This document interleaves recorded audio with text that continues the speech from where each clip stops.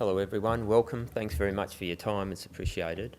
My name's Shawn Burns. I'm the portfolio manager for our X30 yield products, yield strategies. We've got a wholesale fund and also a listed investment company, Contango Income Generator, which is ticker CIE, which I'm a shareholder as well. Now, just to recap, quickly, why do we do this? Why do we produce this strategy? Two main reasons. The first one is low interest rates. We saw the RBA, as George just said, cut interest rates again earlier this week. We think that there's going to be a long period of low interest rates. What's that mean? It means people will be searching for income and sustainable income. And if they can get sustainable and growing income, then that's a good result. So that's what this strategy is one of the aims of this strategy, to satisfy that investor need. The second one is probably a issue with particularly with Australian retail investors, and it's an issue with a lot of us, that we're due history and for other reasons, also the makeup of the market, that we have a lot of investors have a very concentrated portfolio. And that portfolio is concentrated in banks, Telstra, and probably BHP, Rio, Woolies, Wes. Now, what happens outside of that? You think that, and some of those are great companies and they produce a high yield, but it does raise concentration risk. And we think that outside of those companies, there are opportunities for good companies with good yields and growing yields to be put together and blended with those large companies to produce a better result. So that's the reason for these strategies. Now, how do we do that? We go through, every week, we sit down as an investment team and go through all of the X30 companies. We look at their balance sheets, we look at their business models, the volatility. We concentrate on low volatility stocks, strong balance sheets, strong cash flows. And we put together a portfolio of about 30 or 40 of those companies, and they form the basis of the strategy and the aim is to produce consistent income that is growing. You can see down the bottom there, that's the Contango Income Generator, which listed last August, and the wholesale fund, which has been running since December 2012, and that's what I'll be referring to through this presentation. This is a schematic just showing what I was describing earlier.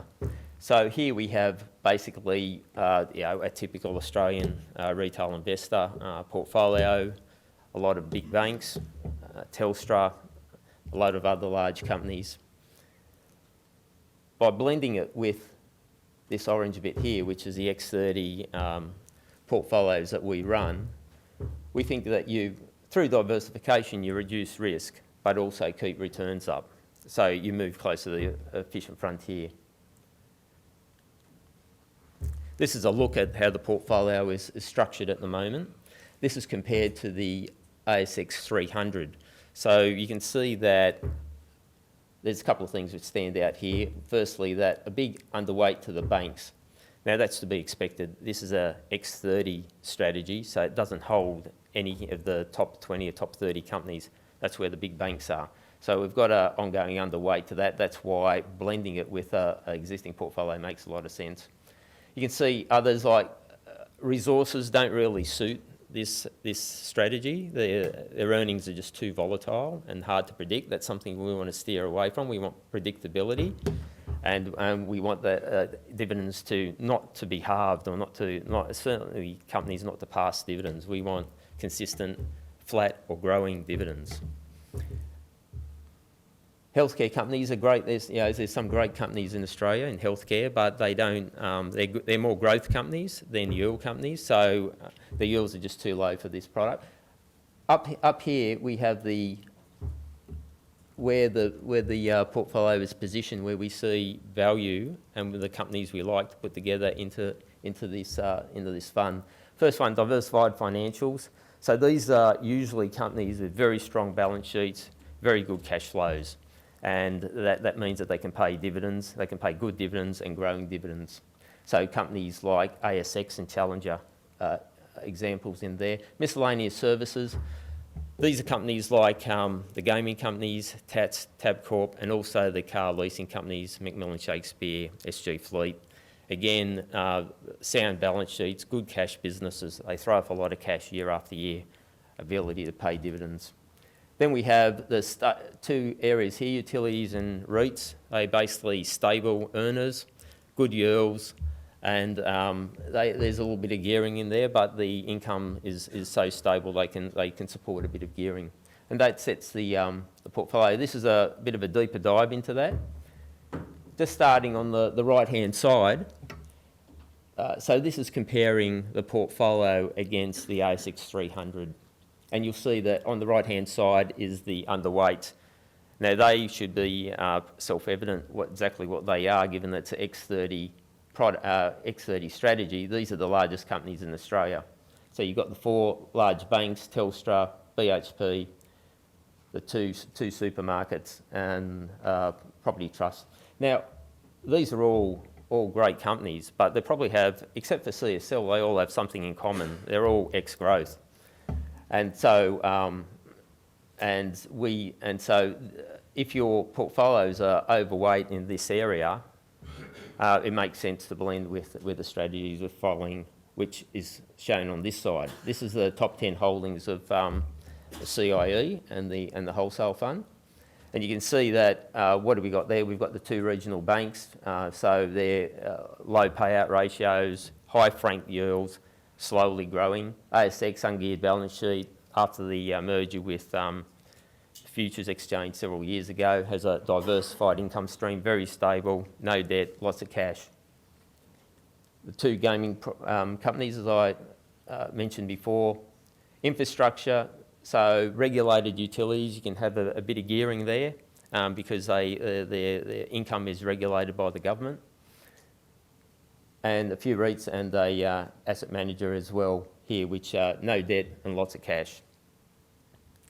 I might just give you a couple of other examples outside of that to give you a flavour of what the fund holds and how we've approached that, how we're managing through portfolio management, managing the portfolio.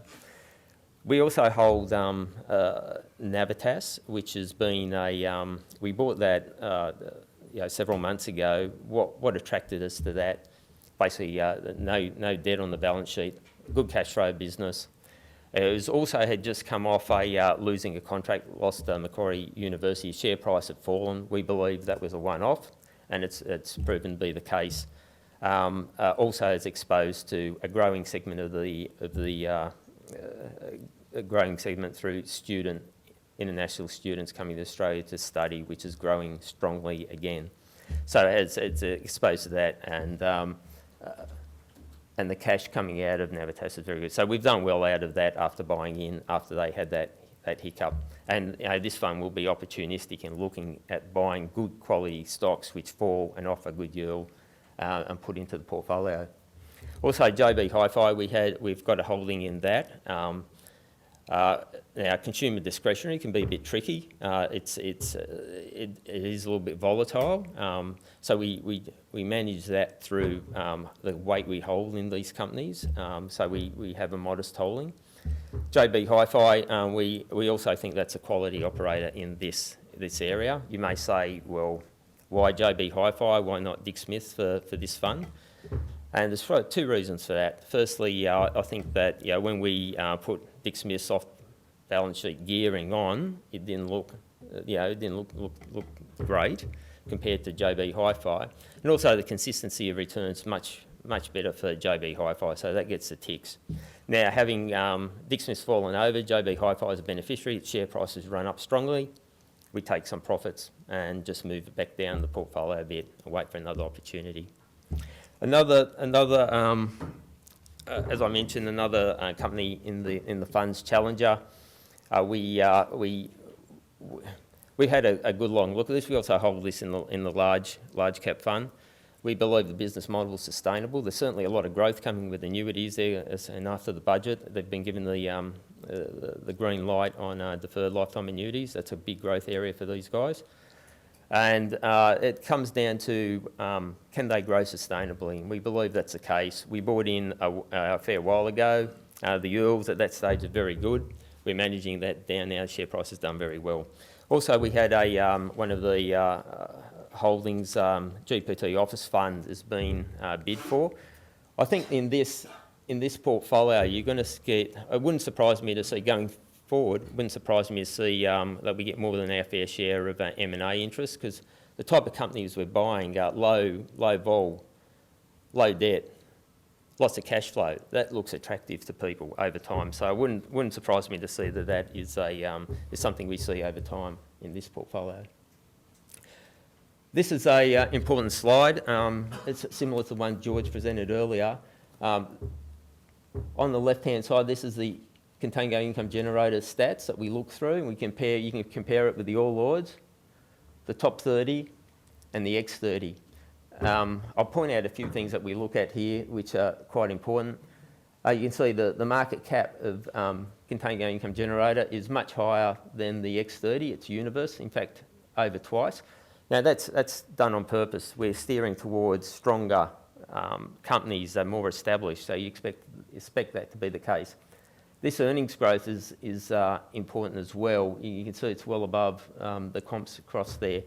And CI went through its first reporting period in February, so we got to see how the stocks in the portfolio behaved in terms of dividends produced versus PCP, the previous corresponding period. I'm putting once all the results came in, I tabulated all that up. We got a dividend growth of 6% year on year for the fund.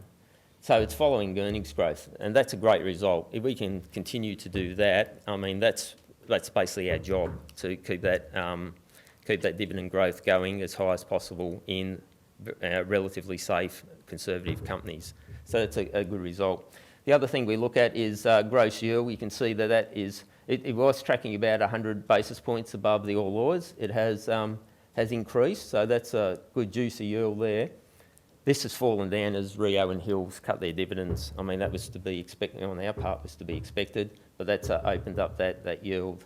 And also you can see that the beta of this fund is lower. That means it's less volatile. After all, the description I've given of the fund, you'd expect that to be the case.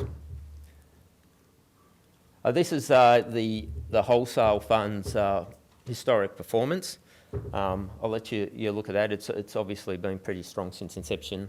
I mean, going forward, what will happen with the wholesale fund and CIE, we'll continue to slowly move the portfolio, look for opportunities for companies which have been sold off and now offer good yield, but still have great balance sheets, good cash flow.